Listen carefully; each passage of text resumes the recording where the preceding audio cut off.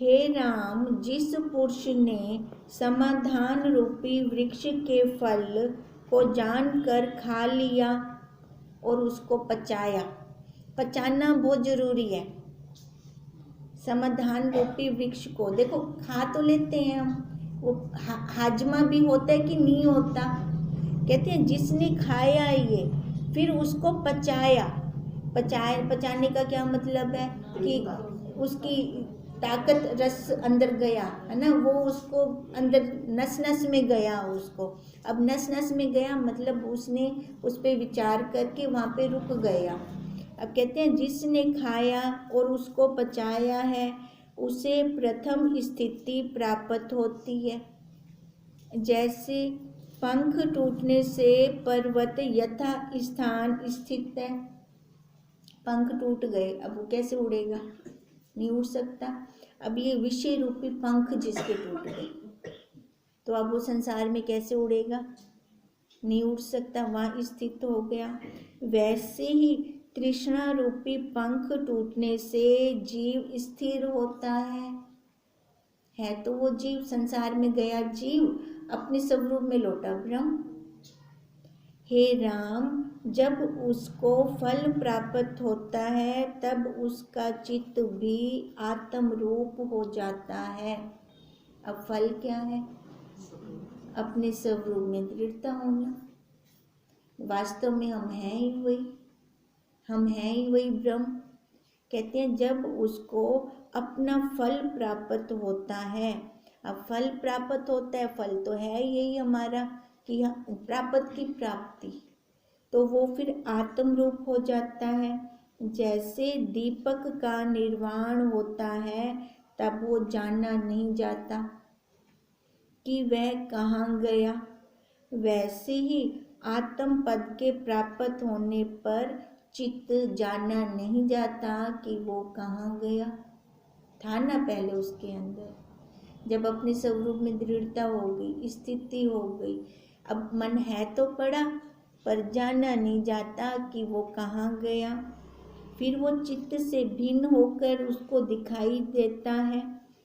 राम, हे राम, जब तक वह आकृतिम आनंद नहीं प्राप्त हुआ और उस पद में विश्राम नहीं पाया तब तक पुरुषार्थ है, तब तक विचार है। देखो, जब तक अपने स्वरूप को प्राप्त नहीं होता तब तक उसको विचार करना है, विचार वो पुरुषार्थ करना है, तब तक उसको शांति प्राप्त हो ही नहीं सकती। वह पद निर्गुण, शुद्ध, स्वच्छ और परम शांत है। अब जिस पद की हम वांछा कर रहे हैं वो पद कैसा है कि वहाँ पे कुछ नहीं है। जब कुछ भी नहीं होता, मन के अंदर शांत होता है, हमारा मन चल नहीं रहा होता, उस टाइम देखो कैसे लगता है हमें, जब कोई फुरना ही नहीं है मन के अंदर, उस काल में कितना आनंद आ रहा होता है, लग ही नहीं रहा होता कुछ है भी सही। जब उस पद में स्थिति होती है तब परम समाधि होती है। अब परम समाधि मतलब लगा कर नहीं बैठ, चलते में बैठा रहे, मन से हम वहीं पे हों, कर्म इंद्रियां, ज्ञान इंद्रियां कर्म कर रही हों, बाधा है कोई है? जैसे हम रोटी बनाते हैं, हाथ बेल रही हैं, आंखें देख रही हैं, उंगलियों से रोटी को उल्टा पुल्टा कर रही हैं, अब मन में हमारे क्या चल रहा है वो तो उससे अलग है ना। अब ऐसे कहते हैं गुरुदेव कि जब उस पद में स्थिति होती है तब वो परम समाधि है, चाहे तू कर्म कर चाहे ना कर। ऐसा त्रिलोकी में कोई नहीं जो उसको समाधि से उतारे। अब जहाँ पर एक बार दृढ़ता होगी, एक बार मैंने जिसको जान लिया अच्छे से, कोई सामने से आके कह भी दे कि ये झूठ है, मैं मानूंगी? नहीं मान सकती ना। क्यों? क्यों? हाँ, अनुभव किया मैंने खुद उसका प्रैक्टिकल किया, ठीक है। और अगर कोई सुना सुनाया हो, है ना, और कोई कह दे कि वो ऐसा है, फिर हिल जाएगा, फिर वो मान लेगा, क्योंकि उसने प्रैक्टिकल नहीं किया, खाली सुना था, किसी के सुनने से आया, किसी के सुनाने से चला गया, दृढ़ता नहीं होगी उसको। जैसे चित्त की मूर्ति होती है वैसे ही उसकी अवस्था हो जाती है, किसकी? ज्ञानी की, ज्ञानवान की। खाली वो देखने मात्र को है, पर उसके अंदर क्या है वो खुद ही जानता है। उसकी सब चेष्टा इच्छा से रहित होती है। जैसे पंख से रहित पर्वत स्थिर होता है, वैसे ही मन संकल्प विकल्प से रहित हो जाता है और शांति पद को प्राप्त होता है। हे राम, जिसके मन में संसार का अभाव हुआ है वह शांति पद को प्राप्त होता है। अब ये संसार क्या है? मन का चलना है ना। और संसार देखो हमारा घर परिवार है, क्योंकि वही हमारे मन में होता है ना। अब कहते हैं जिसके मन में संसार का अभाव हुआ है, देखो कर्म इंद्रिय ज्ञान इंद्रिय व्यवहार कर रही हैं, अपनी प्रारब्ध पर दृढ़ता है हमें, है ना। हमें ये नहीं लगता ये मेरा बेटा है या मेरी बेटी है या मेरा पति है या मेरा घर परिवार है। जब ये नहीं लगता है भी उनके साथ और है भी नहीं दृढ़ता उनके ऊपर, फिर वो परम पद को प्राप्त होता है। जब तक वासना से युक्त है तब तक मन है। अब राम जी को देखा था विलाप करते हुए, ठीक है, तो वो क्या वास्तव में विलाप था उनका? हाँ, कैसे था उनका विलाप? वो देखो थे अलग, है ना, पर जैसे मनुष्य शरीर का क्रिया होती है वही करके हमें दिखाया और साथ में हमें ये भी दृढ़ता दिलवाई कि फंसना नहीं कहीं पर। अलग थे ना उन सब से, हाय सीते भी कर रहे थे, पर उनकी दृढ़ता कहाँ थी? अपने स्वरूप में। कहते हैं ऐसे ही जब संसार का मन से अभाव होता है तब वो शांति पद को प्राप्त होता है। जब तक वासना से युक्त है तब तक मन है, तब तक उसको हमने मन कहा। जिस कर्म और युक्ति से वासना का क्षय हो वही कर्तव्य है। अब हमारा कर्तव्य बच्चे पालने का नहीं है, हमारा अपना कर्तव्य क्या है? अपने मन को शांत करना, मन को फुर्नों से रहित करना असली कर्तव्य है। हम तो यहाँ तक भी देखो करते हैं कि भगवान जी के साथ भी अपना कर्तव्य निभा के आ जाते हैं, सवेरे लोटा जल चढ़ा देता हूँ, खत्म। अब नहीं है मेरा कोई भी। अब जिस दिन लोटा जल नहीं चढ़ता भगवान जी के ऊपर उस दिन मन चलता है आज मैं जलाया क्या नहीं, बस सवेर वाला है ही क्या? नहीं, हमेशा हमारे मन में वो स्मृति भी इसलिए कहनी पड़ रही है हमें भी, नहीं तो हम तो हैं वही, है ना करने से अच्छा करें, ठीक है वो करें, पर कर्तव्य भाव से ना करें। हम भगवान जी ने भी अपना फर्ज निभाते आवें दो, हुण जेड़ा कुछ मर्जी करो, एक बार सवेरे में मंदिर थी आई हाँ। जिस क्रम और युक्ति से वासना का क्षय हो वही कर्तव्य है। हे राम, जब वासना का क्षय होता है तब बोध रूप शेष रहता है। जब मैल ही आगे से हट गई, है ही नहीं मैल आगे, तो फिर साफ हो गया ना, दर्पण साफ में शक्ल पूरी दिखती है, फिर वो हमें पूरा दिखता है, पूरा अपना स्वरूप दिखाई देता है।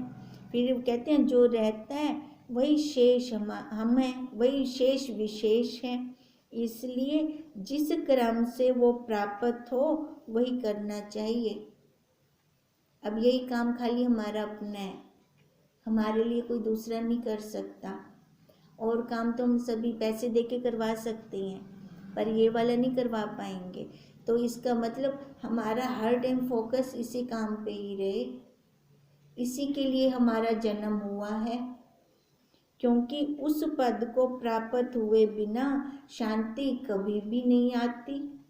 जब चित्त उस पद की ओर आवे तब शांत होकर दुख से रहित और अविनाश ही क्योंकि सबका आत्मा निर्विभाग अनंत परम शांति रूप है।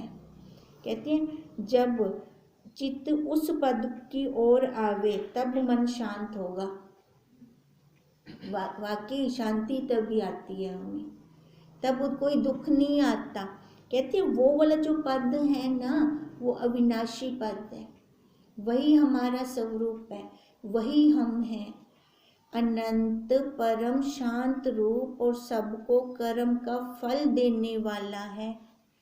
हे राम, जब ऐसे पद को जीव प्राप्त होता है तब उसको वासना के उत्थान काल में भी आत्मा ही भासित होती है, चाहे वो जो कुछ मर्जी कर्म करे। कहते हैं वासना के उत्थान काल में भी हमें दिख रही है ये वासना आ रही है ना, तो भी वो अपने स्वरूप में होगा। कर्म सारा कर रहा है, हमें दिख रहा है वो खा रहा है, हमें दिख रहा है वो संसार में व्यवहार कर रहा है, हमें दिख रहा है वो जा रहा है, पर वो कहाँ पर होगा? अपने स्वरूप के अंदर ही होगा। जो संसार की होती है ना, संसार की वासना की तरफ जाता है, जो संसार के तरफ जाता है, वो होती है मति। और जब वही मति अपनी स्वरूप में रुक जाती है, वही अपनी दृढ़ता कर लेती है, तो वो होती है प्रज्ञा। अब क्या डिफरेंस है दोनों में? क्या डिफरेंस है दोनों में? स्थिति का ना, स्थिति का फर्क है बस। एक बन गई मति, एक बन गई प्रज्ञा। अब हमने कहाँ रुकना है? हमने वही देखना है अपना। हे राम, जब ऐसे पद को जीव प्राप्त होता है तब उसको वासना के उत्थान काल में भी आत्मा ही भासित होता है, द्वैत्व नहीं देखता। तब समाधि से उत्थान कैसे हो? बताओ, उसको समाधि से कैसे हटाएं? कैसे हटाएं उसको? वो तो है ही 24 घंटे उसी में, सारा कुछ वही है। अब उसकी समाधि कोई भंग कर सकते हैं? कोई नहीं कर सकता। ऐसा कोई समर्थ नहीं कि उसको समाधि से उतारे। जब ऐसा पद प्राप्त होता है तब संसार नीरस लगता है। हे राम, जब तक मनुष्य मूर्तिवत नहीं होता तब तक विषय का त्याग करे। अब देखो, जब तक उस स्थिति में नहीं पहुंचता फिर क्या करे? उसके लिए क्या करे? फिर कहते हैं दृढ़तापूर्वक विषयों का त्याग करे वो। और जब ऐसी दशा हो तब कुछ कर्तव्य रहता ही नहीं, करता हुआ भी कुछ नहीं करता। त्याग करे अथवा ना करे, चाहे फिर पहले तो देखो वहाँ तक पहुँचने के लिए शम दम तितिक्षा समाधान धारणा सारे नियम अपनाने पड़ेंगे वहाँ तक पहुँचने के लिए। जब वहाँ एक बार पहुँच गया फिर उनका त्याग करे चाहे ना करे। यह मुझे निश्चय है कि जब ज्ञान उपजेगा तब मनुष्य विषयों से विरक्त हो जाएगा। जब ज्ञान मतलब विचार, जब वो विचार में टिकता है फिर उसके अंदर विषय रुकते नहीं है, दिखते हुए भी होते नहीं है उसके अंदर। ब्रह्मा से काष्ठ पर्यंत जितने पदार्थ हैं वे सब उसको नीरस हो जाते हैं। ऐसा जो पुरुष है उसको सदा समाधि है। हे राम, जिसको समाधि का सुख मिल जाता है वह स्वाभाविक समाधि की ओर जाता है ना।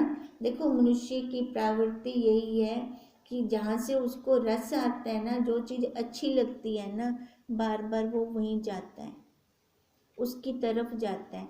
जब एक बार उसने अपना असली रस ले लिया, ये संसार का रस असली नहीं है, है ना। ये मज्जे वाला नहीं है, मज्जे वाला तो अपना स्वरूप है, वहाँ मन रुकता है, फिर वो बाहर क्यों जाएगा।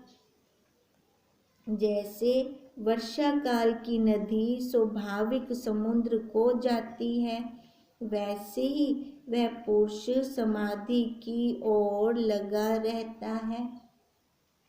जहाँ मर्जी जाएगा मुड़ वापिस आएगा, जहाँ मर्जी जाएगा मुड़ वापिस आएगा।